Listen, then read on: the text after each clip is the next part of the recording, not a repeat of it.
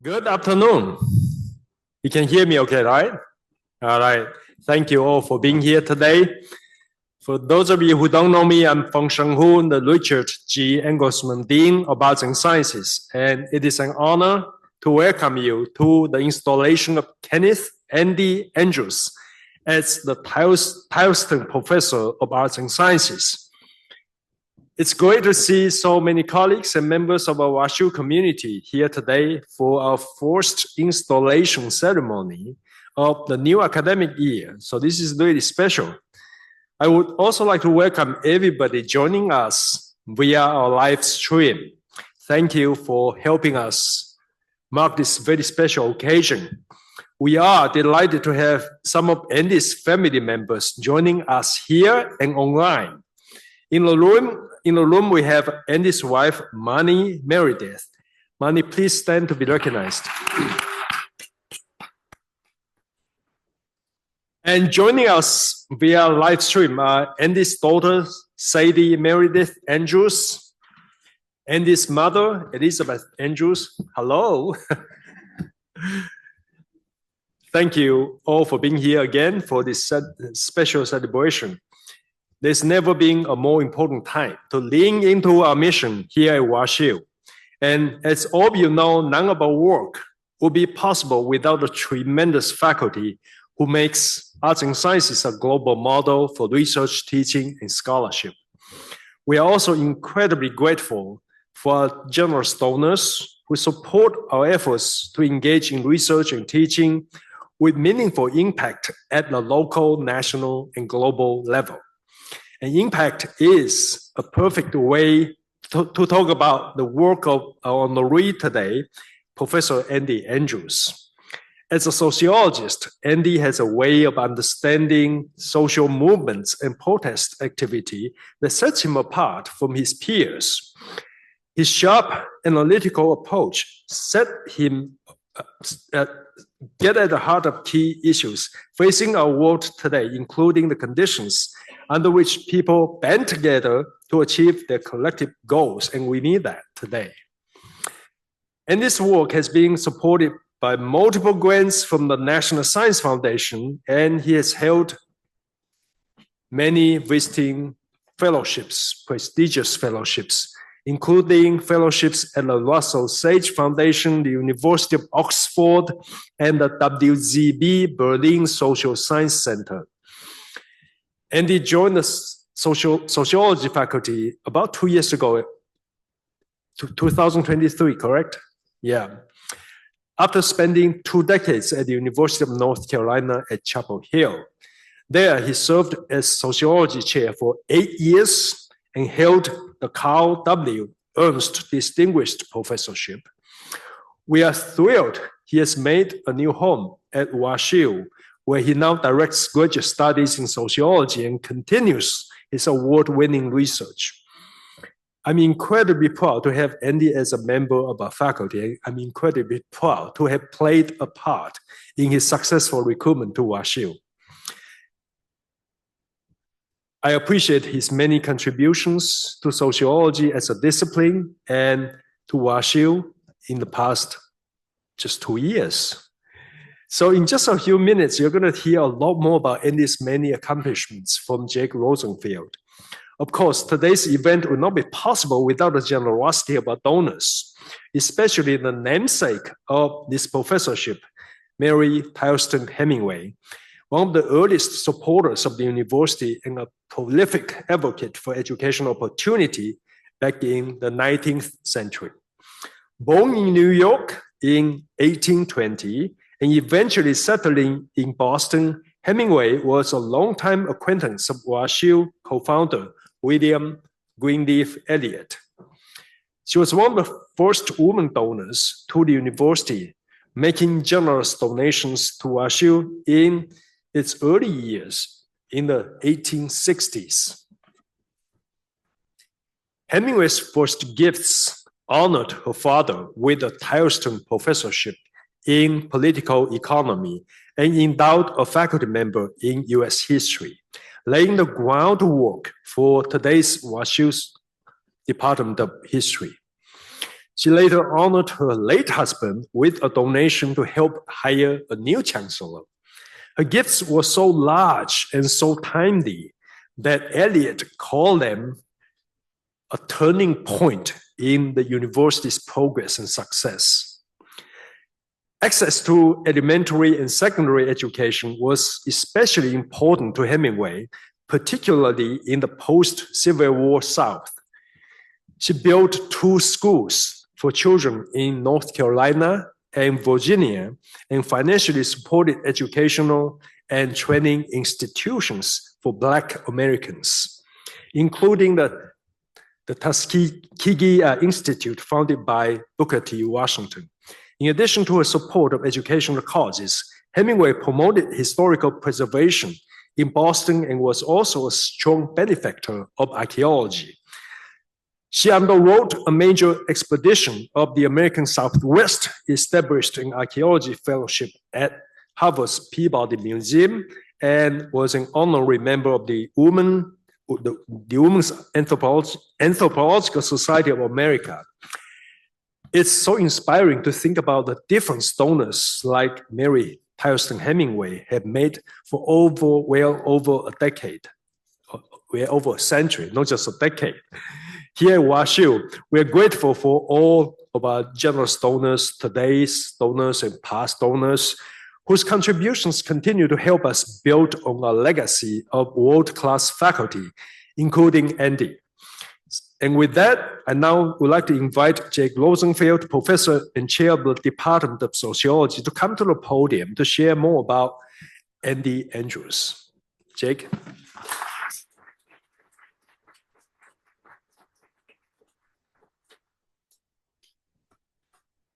Good afternoon. Can you hear me? Excellent. Thank you, Dean Hu. As you mentioned, I'm Jake Rosenfeld, current chair of the Department of Sociology here at Washington University. It's an absolute honor to introduce my colleague, Professor Andy Andrews, as he receives the special distinction of an endowed professorship. Professor Andrews is the preeminent scholar working on the impacts of social movements, particularly the impacts of protest activity. His research investigates how movements matters, whether they prove durable, and if so, in what ways. Not content to simply count up protest activity or ask what sparks it, he looks beyond the headlines to analyze what types of associations end up lasting, what types of leadership approaches last, and what proves more fleeting. His work focuses on how protests and the groups behind them matter, not only through the pressure exerted directly by their actions, the stuff of headlines, but also through the more durable structures they create to engage with political processes and our elected officials. That is, he analyzes when and under what conditions social movement organizations and the actions they take achieve their stated goals, affecting policy outcomes and changing the relative balance of power in local communities and beyond. And critically, when they don't, when they backfire or simply diminish over time, when they fade out. I hope you can tell already that these areas of inquiry are not obscure, esoteric questions that Professor Andrews takes up to scratch some intellectual itch. They are present, they are important, they are subject to misunderstandings, oversimplifications, and media distortions. That's why it's all the more important to have a social scientist with such a discerning analytical eye and commitment to rigor take them on, offering fresh insights and actionable lessons for actors out there in the actual world beyond us. What's remarkable is that much of this agenda-setting, path-breaking research was done when he assumed increasingly labor-intensive roles and administrative positions at the University of North Carolina, including too many years as department chair there. When I took over as chair, I first found this remarkable ability to remain productive while chairing a large and stellar academic department absolutely inspiring, a real model to follow. Once I realized, quite quickly I should add, that I would not be following this model. As co-author emails and calls went unreturned, outstanding research obligations piled up. That initial inspiration curdled into something like smoldering resentment. And by now it would have turned to outright hostility if Professor Andrews wasn't such a wonderful, giving, and humble colleague, and a collaborator, particularly with the graduate students under his purview. When he was here for his interview, we were discussing his approach with PhD students, and Professor Andrews remarked that for us academics, critical feedback is our love language. I love that formulation and it has stuck with me. And it's clearly stuck with the many students and co-authors that have benefited from his patient guidance over these years. Professor Andrews is an agenda setter, not only through his intellectual prowess that has produced such original scholarship, but also through the influence he's had on students and colleagues through his courses, his research collaborations, or just a stray hallway conversation that can spark a promising research endeavor. And we as a department and as a university are so lucky to have Professor Andrews in our fold as he continues his path-breaking scholarship, offering up steady doses of friendly yet critical feedback to the many, many students and colleagues he mentors and inspires along the way. Congratulations, Andy. And with that, we will hear more about his path-breaking research from Professor Andrews himself.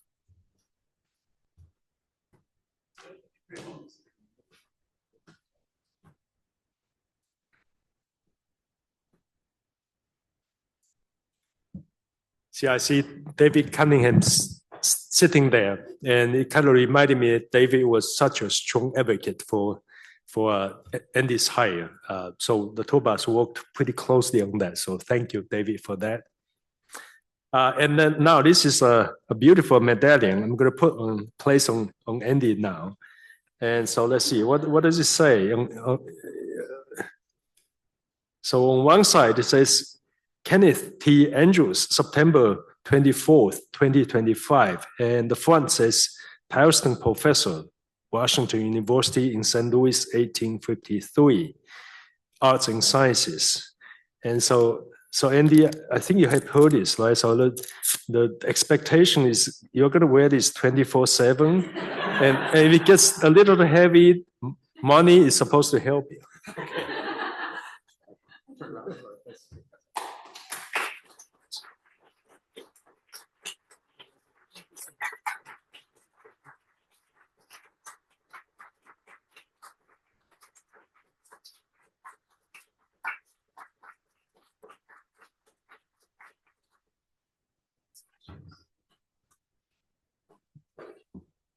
Okay. Wow. I'm so humbled and appreciative of those kind words from Dean Hu and from Jake Rosenfeld. It means so much. I'm very appreciative. I'm also appreciative of David Cunningham for all of his work in recruiting me here, and to all of you for being here. A few weeks ago, I was at a meeting with Dean Hu, and we were talking before it started about this event, and he was describing, some of what would happen. And he said, well, at WashU, these events are kind of like a wedding. I have to admit, I'm still not sure how I feel about that. However, it did get me thinking about other academic recognitions and sort of key moments in my life, going back to when I was selected as best all-around student, my first academic achievement at Ferry Pass Elementary School in 1977. Here's a picture of that, just as proof. My fashion sense has remained constant. I can say with 100% confidence, this so far exceeds any other form of recognition for many reasons, not least of which is the fact that we get to celebrate here with you. Marnie and I have been so warmly welcomed to St. Louis and to Washington University, and it's meant so much to us to be part of this intellectually vibrant and engaging community, to be part of this sociology department that is doing such important work. And so thank you for being here with us today. And finally, before turning to my remarks, I want to say that this professorship holds particular significance to me. Dean Hu described some of the history, and as I learned more about it in doing some research as well and reading about Thomas Tileston and his daughter, Mary Tileston Hemingway, it meant a great deal that that this to be part of, in even a small way, of her legacy, given her efforts in the Reconstruction era to make a mark on the South and to racial justice in the United States by investing in education in the Friedman schools and at both Hampton University in Virginia and Tuskegee University in Alabama has particular significance to me. Today, I'm going to offer some comments on how movements matter, which Jake gave you a sort of a preview of what I might say. But I'm going to start with Anne Moody. Anne Moody, as some of you may be familiar with her book, Coming of Age in Mississippi, one of the best, maybe the best autobiography to emerge out of the Southern Civil Rights Movement. She describes growing up in Jim Crow, Mississippi during the 1940s and 1950s, tracing her pathway to junior college in Natchez, Mississippi, and then to Tougaloo College on the outskirts of Jackson, Mississippi in 1961. Tougaloo, as you may know, is an historically important college that was a hub for civil rights activity in the state of Mississippi. It was a sort of important, people were coming through there all the time, and Moody became essential to that activist space. She was famously captured in 1961 at a sit-in in Jackson, Mississippi, downtown, where she, along with other activists, between roughly sort of 12 and 2 in the afternoon, were surrounded by a white mob who dumped food, burned cigarettes on them, pulled their hair, knocked them off their stools, punched them, and more. These efforts were coordinated by Medgar Evers, who was the statewide leader of the NAACP and civil rights efforts in Mississippi. And roughly 2 weeks later, Medgar Evers was shot in his driveway a few miles away from where the events here occurred. Moody describes not just the dramatic points of protest, and this is what makes her book so powerful, but the daily grind of organizing, all of the sort of invisible work that sort of is important to building a social movement, going door to door, taking people to register to vote, organizing meetings and traveling at night on dangerous roads to and from meetings, that all in the context of severe repression and substantial risk for her, and even her extended family was punished or was attacked for her leadership and activism in the civil rights movement. When I first read Anne Moody's autobiography as a college student, also in Mississippi, but at nearby Millsaps College, I was struck by many things that have continued to influence me, but especially the final chapter. Her account ends in 1964 when she joins a group taking a bus to Washington, D.C. to lobby on behalf of passage of the 1964 Civil Rights Act. Moody is describing her growing fatigue and despair about whether the movement would bring about any changes. While other students sing "We Shall Overcome," Moody thinks to herself in the closing words of the book are, "I wonder, I really wonder." Initially, I was puzzled, given what seemed to me at least to be the obvious and significant changes that resulted from the Southern Civil Rights Movement. On further reflection, even as a relatively naive and sheltered white college student in the 1980s, how much of the movement's work remained to be done, that the persistence of all kinds of social and economic and political inequalities were pervasive, and that the movement's record in terms of the kinds of aspirations that activists held was uneven for sure. And it planted the seed of many of the questions that I've asked throughout my career around how movements matter. So why do movements often fail to realize so many of the aspirations that motivate their participants? And at the same time, given that movements are up against such extraordinary barriers and opposition, how do movements ever propel any significant changes at all?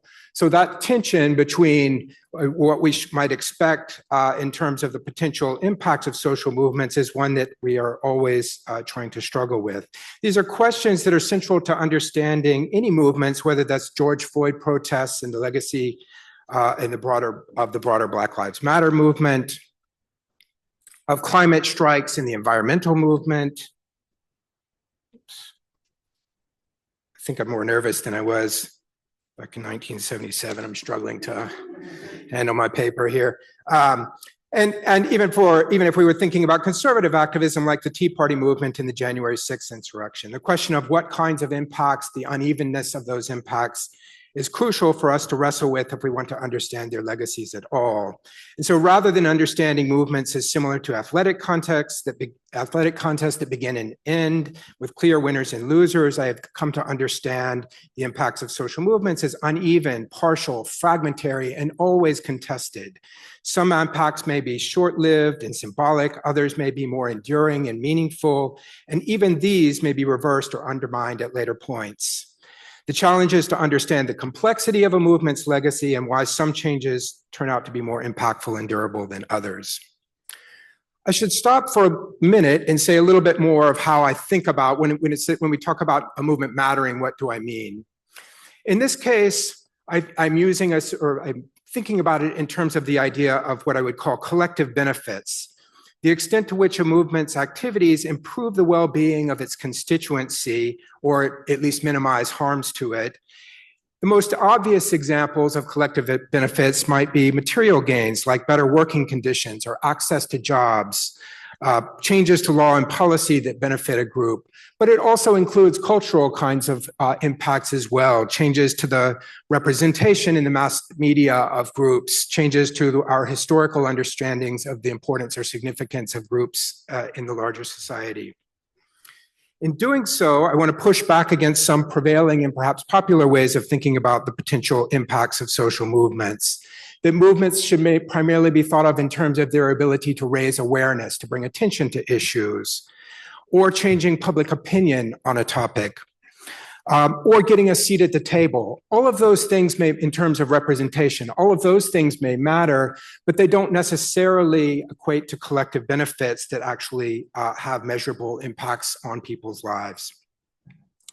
Nor can movement impacts be reduced simply to questions about the particular efficacy of one tactic versus another, which I will come back to in a bit. So ultimately, the challenge is to understand how movements build and exercise power. Often we think about power in a top-down way. Large corporations command vast economic resources and shape production and consumption of goods and services. Governments control state institutions and coercion through policing and military. Movements don't exercise this kind of power. So what kind of power can movements build and exercise if they are to have any kind of impact in society? That is the question that I've tried to think more and more about as I have continued to study other different social movements. And what I'm going to try to do in my remaining time here is to sort of lay out a framework and illustrate it briefly for you that highlights the ways that I have come to think about the potential power of social movements. The first, and maybe the most obvious, would be what we can call disruptive power. That is, these will be the only slide with text and words, so you don't feel like you need to take notes. Disruptive power is the ability to impose constraints that make it more costly to support the status quo or ignore movement demands. And so when Anne Moody and her other activists went to a downtown department store and tried to sit in at a lunch counter, they were trying to exercise disruptive power. And in fact, in many parts of the South, this disruptive power was effective in that it placed pressure on business owners to capitulate to movement demands. In fact, in Jackson, that wasn't the case because in this scenario, or in Jackson, the potential power of the larger white community, combined with potentially the store owners themselves, commitment and investment in propping up and maintaining segregation, led to them to continue to resist, even in the face of extraordinary disruptive power of activism. But in some cases, disruptive power works. When I was at the University of North Carolina, activists famously pulled down a Confederate statue at the center of campus and set in motion a long sustained period of disruptive activity that led university administrators to sort of reorganize their plans and run around trying to figure out how to deal with this potential challenge, institutional challenge. The staff in the university who would have otherwise been focused on recruiting students, and contacting alumni and so forth, rather than being able to talk about the achievements of the university, we're now dealing with the cost imposed by this protest of having to try to figure out how to deal with this situation. So one way that movements seek to exercise power is through disruption. Disruption is challenging because actually, I'm going to skip here. Sorry, I'm getting slides out. Disruption is challenging for movements to exercise, but because it requires extraordinary levels of commitment and solidarity. It's often difficult to sustain for long periods of time, both because of repression that activists face and because of the potential exhaustion and burnout of activists in the face of those challenges. And it can be difficult to scale up where targets are more remote and less vulnerable to the cost that protests can impose. The second form of power that I want to talk about today is cultural powers, so that activists also seek to generate ideas and symbols and practices as a way to affect change. And they try to do so by maintaining a tension between creating ideas that are novel, that is, they're new, they're surprising, that they catch people off guard, but they're also resonant. That is, they are ways that they invoke ideas and practices that other people can embrace and take up and carry forward as a way to bring about larger social change. There are numerous examples of this. Students at UNC, when they tried to challenge the Confederate monument and contest the history of race in public education in the South, were seeking to change the meaning of symbols that were often taken for granted for most participants and people in this institution. And they had to overcome the idea that symbols are simply harmless and irrelevant to people's day-to-day lives. Greenpeace activists, as shown in the picture here, were, of course, in part trying to act in a form of disruption, but it was primarily a kind of cultural challenge, exercise cultural power, more than they were to actually imagine themselves to actually be shutting down whaling practices in the in the Pacific Ocean.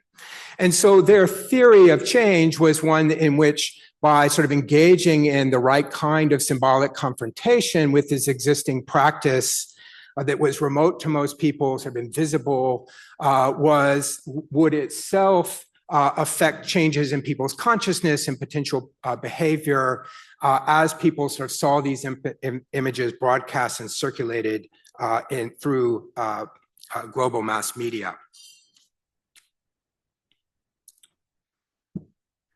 Cultural power, too, can be challenging for movements to build.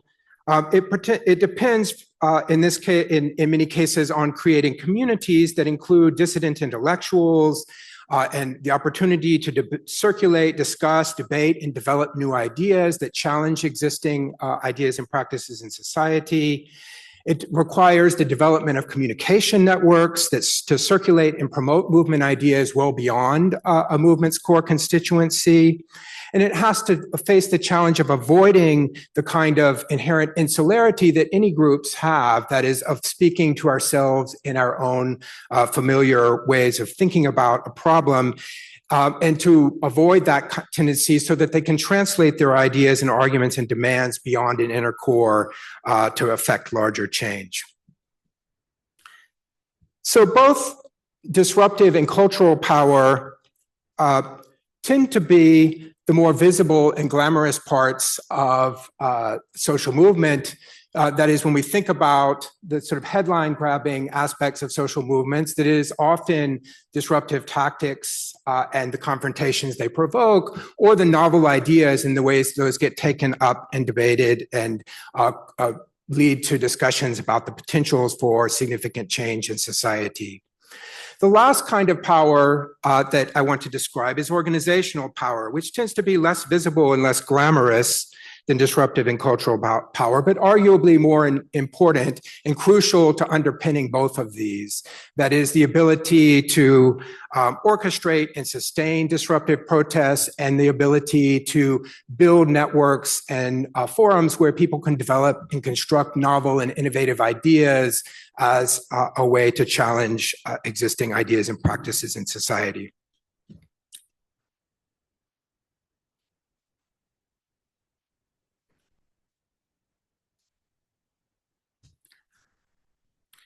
organizational power, that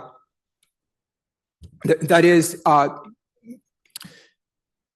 sorry, recapturing my attention here. I gotta read straight my metal. No one warned me about that problem. Organizational power is to say that movements have to build organizational power is to say that they have to solve the same kinds of problems that people do in all aspects of life. They have to figure out ways to coordinate their action. They have to figure out ways to deal with disagreements. They have to figure out ways to build alliances and carry those out over time. This requires developing leadership and broader support that endures beyond the waves of mass protest that punctuate social movements. Movements rest on numerous organizations, thus it requires significant coordination among them in managing the alliances and conflicts that inevitably emerge. It requires having the organizational capacity to bargain and negotiate with targets and authorities outside of the movement in order to lead to any particular kinds of changes. And those can take a variety of forms, both by sort of movements moving into and occupying key places in other institutions in society, like political parties or professions, and in times creating new organizations, new political parties, new markets for solar power, for new media organizations as ways to celebrate and build movement ideas and support for them. So ultimately, what I've tried to argue today is that rather than sort of thinking simply about success or failure or thinking about the particular kind of tactical portfolio that allows movements to be more or less successful, that we need to dig deeper and think about the kinds of power, and that it rests not just that movements require to be impactful, and that it rests not just on one or the other kind of power, but the most durable and impactful social movements have been ones that have found ways to build and cultivate all three of these forms of power. I'm going to end by leaving you with a series of questions. Whoops, I'm not going to thank you yet. I'm going to end by leaving you with a series of questions, because what I believe this framework does is that it helps us think about some of the kinds of challenges that contemporary movements face. One of the most important is, how can movements build organizational power today? Many of the earlier movements that those of us who study social movements have spent a lot of our time thinking about piggybacked on existing civic groups and religious organizations. However, many of those organizations are weaker and not as well placed as they have been in the past to be the kinds of organizational foundations for social movements of the present and the future. And so these kinds of organizational dilemmas are particularly salient for the survival and potential efficacy of movements going forward. On a related point, movements and building of movement power will depend ultimately on the extent to which movements navigate contemporary media and technology to do so. Initial enthusiasm and optimism about the ways in which new technologies and social media, about its potential to support the building of power of social movements, has really faded for all kinds of obvious reasons. But ultimately, movements will have to figure out ways that go beyond simply thinking about media as a way to harness attention and likes on social media, but as a tool for affecting broader power in disruptive community, cultural, or organizational forms. Finally, the social movements that we have studied most closely emerged and at times contributed to a long period of democratic expansion across societies. And the question that we now face in a context of democratic backsliding is, what are the tools and what are the sources of power that movements will have to build to affect and institute significant changes in our rapidly changing world? So thank you so much for your.